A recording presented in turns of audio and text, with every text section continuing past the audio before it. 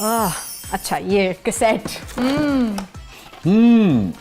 ये इससे मुझे पता क्या याद आ रहा है, मेरे अब्बा के पास कैसेट प्लेयर होता था, उनके पास जगजीत सिंह की कैसेट्स होती थी और वो बहुत शौक से सुनते थे। ये ऑडियो थी वीडियो? ऑडियो। अच्छा अच्छा अच्छा। तो उनको गाने का बहुत शौक था गाने सुनने का, तो अक्सर ये फंस जाया करती थी। तो मुझे याद है मैं ना पेंसिल के साथ इनको वापस, वो जब इनकी ब्लैक होती है ऊपर वो जो टेप होता था, बिल्कुल, फीता तो, जिसे कहते हैं, बिल्कुल पता नहीं, तो वो टेप फंस जाया करती थी, तो हम उसको बाहर निकाल के पेंसिल डाल के इसको वापस सेट किया करते थे पूरा बचपन में। मैंने अक्सर खेला है उसके साथ, बहुत डांट भी पड़ी है खराब होने की वजह से। तो जगजीत आपने वहां से सुना है? बिल्कुल है। यार देखो, एक चीज आपको शायद पता भी ना हो, मैं हैरान हो रहा था जब आपने ये उठाया कि वक्त किस कदर शिद्दत के साथ चेंज होता है, इतना तेजी के साथ और इतना उसके साथ आप हैरान रह जाते हैं। इस बच्ची को ये अंदाजा नहीं है कि ये ऑडियो नहीं वीडियो टेप है। और अब से 10-15 साल की जनरेशन पीछे तस्वुर नहीं कर सकती थी, किसी को ये भी नहीं पता होगा कि ऑडियो है कि वीडियो है, क्योंकि इन्होंने तो वाईफाई देखा है ना। ये वीडियो टेप है। ओके, वीडियो कैसेट है। ये नहीं मुझे पता, मुझे इसका सेट का पता था। तुम सही जेंजी हो, सही वाली देख लो, मानते नहीं है लोग, बट यस, इससे मुझे ये याद है। लेकिन बहुत अच्छी बात है जोहा कि आपके अंदर वो जो सारी वैल्यूज हैं, लाज़िम बात है, उसमें आपकी वालदा की, फैमिली की, खानवादे की, आपकी अपना मिजाज है कि वो तरबियत भी आप कैरी कर रहे हो कि जेंजी जो एक मॉडर्निज्म है, जो जदीदियत है, जो नई चीज़ें हैं, जो नई तब्दीलियाँ हैं, गैजेट्स हैं, उनको इस्तेमाल कर रही है, उनसे भरपूर इस्तिफादा कर रही है ना। मगर वो वैल्यूज़ जो पुराने आबा व अजदाद की जो अच्छी थी, जिनमें वज़ादारी है, जिनमें अखलाक है, जिनमें हम्बलनेस है, उसको भी अगर आप साथ कैरी करते हो तो बहुत अच्छी बात है। तो मुझे बड़ी खुशी हुई कि आप दोनों चीज़ों को साथ लेके, एक प्रोग्रेसिव भी बच्चा है और मगर अपनी जो रवायत है उससे भी जुड़ा हुआ है। Thank you. लेकिन इसका ना क्रेडिट दो लोगों को जाता है।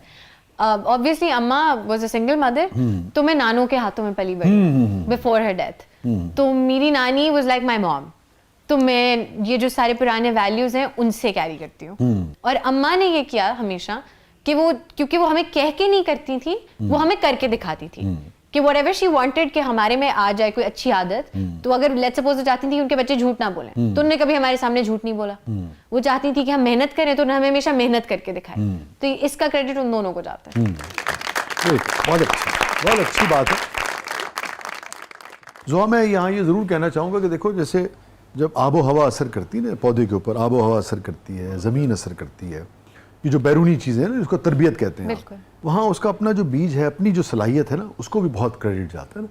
तो मैं समझता हूँ आपका अपना भी, अपनी शख्सियत का भी है, क्योंकि आपके सामने बहुत सारी बच्चों के सामने चीज़ें होती हैं ना। एक तरफ आग होती है, एक तरफ नूर होता है, एक तरफ खाई होती है, एक तरफ नखलिस्तान होता है। ये आपके मिजाज पे भी होता है कि आप किधर जाना चाहते हैं ना।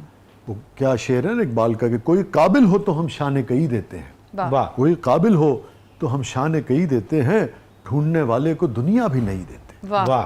तो जो तलबगार होता है उसको ही फिर चीज़ें मिलती भी हैं। तो आपको भी बहुत क्रेडिट जाता है उसका। फातिमा साहबा जी। अच्छा, ਇਹੋ ਜਿਹੇ ਰੋਸੇ जो जहाज ऊपर जाता है ना, उधर कबूतर छड़ देंगे।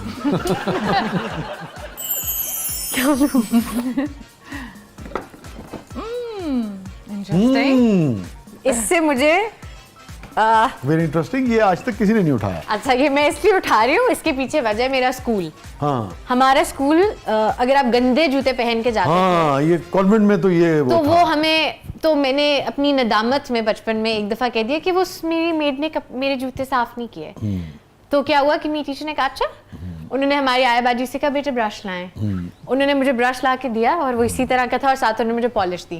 और मैंने फिर ग्राउंड में बैठ के अपने जूते साफ किए, और फिर मुझे इस चीज़ की इजाज़त मिली कि मैं क्लास में जाऊँ। और उस दिन मुझे इस चीज़ की रियलाइजेशन हुई कि इंसान को हर काम करना आना चाहिए और किसी पे डिपेंडेंसी नहीं होनी चाहिए। दुरुस्त बात। और ये आप देखें, कॉन्वेंट वगैरह का इनका एक कमाल था, ये बच्चों की तालीम के साथ साथ तरबियत, उनकी ग्रूमिंग, उनकी नशिस्त व बर्खास्त, उठना बैठना चलना, कॉन्वेंट में तो बहुत ज़्यादा बच्चों को इस पर तवज्जो दी जाती है। तो ये बड़ा क्रेडिट है, और मैं समझता हूँ इन इदारों का भी, ख़ास तौर पे जिस इदारे की आप बात कर रही हैं, और आपका भी है कि आपको याद है ना। मैं नहीं भूल सकती। हाँ, उस दिन के बाद से मैंने कभी खुद को रीजन नहीं दिया, कोई ऐसी चीज नहीं, मैंने किसी के ऊपर डिपेंडेंसी की रीजन नहीं दी, क्योंकि मुझे पता था कि कभी भी जूते साफ करने पड़ सकते हैं। वाह, बहुत अच्छी।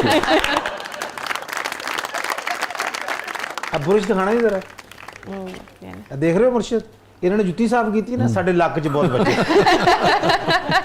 जो असी नंगी अम्मी कपड़े धोने, तू ना पा गई ठा बचा मर गया। नाज़रीन स्टे विद अस, कहीं नहीं जाइएगा। छोटे से वक्फे के बाद वापस आते हैं। हमारे साथ मौजूद हैं भाई जोहा तौकीर साहिबा। प्रोग्राम के अगले मरले में आपके लिए बहुत कुछ है। आप देख रहे हैं जबरदस्त।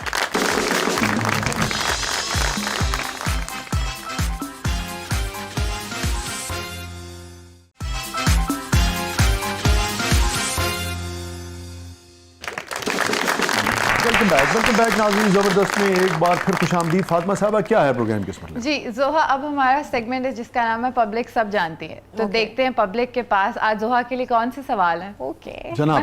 अच्छा ਇਹੋ ਜੀ ਕੁੜੀ ਸਾਹਮਣੇ ਕੋਈ ਸ਼ਵਾਰਮਾ ਬੰਦ ਕਰੇ ਨਾ तो रोन लग पे। एक मिनट ਮੈਨੂੰ ਮੂੰਹ ਵੇਖ ਲੈਂਦੇ। आप ऐसे फूडी हैं? बहुत अच्छा, बहुत मुझे खाना बहुत पसंद है, और वो पता भी था लोगों को, वो देखने को लगता था 6 महीने पहले तक। किस किस्म का खाना पसंद है? Junk food? उफ, मुझे बस खाना हो और बहुत सारा हो। मतलब मैं from sushi to tawa piece, sushi तो खैर बहुत हेल्दी है, बट तसव्वुर तवा होता है। पीस भी, मतलब वो जो रोड साइड ईटिंग हो जाए, बन कबाब, टकाटक, कटाकट जिसे अक्सर कहा जाता है, और वो सब एनीथिंग, बस खाना हो। ठीक है नाज़रीन, प्रोग्राम खत्म हुआ, हम जरा हम जरा खाना खाने जा रहे हैं। जी।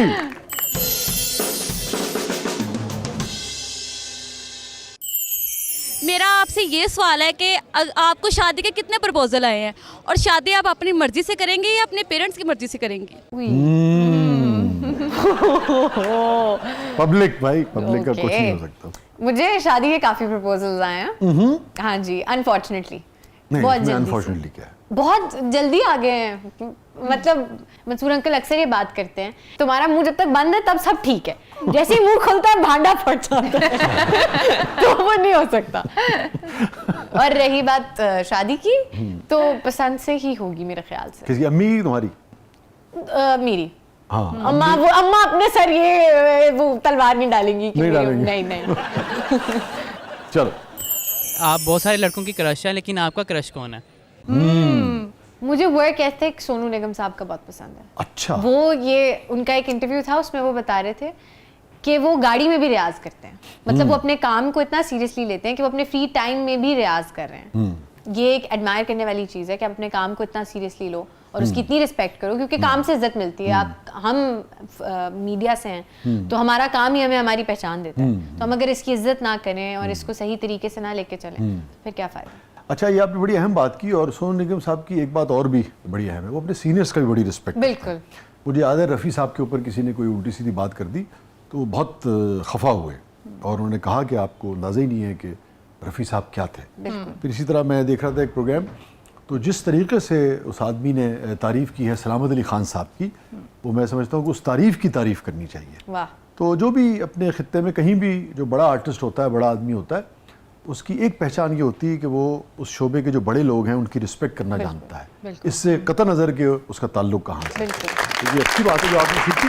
मगर जिन मानों में बात हो रही थी, जो सवाल हुआ था, उन मानों में कौन वो अच्छा नहीं लगता जोहा है? बता रही। नहीं है ही नहीं कोई, है ही नहीं।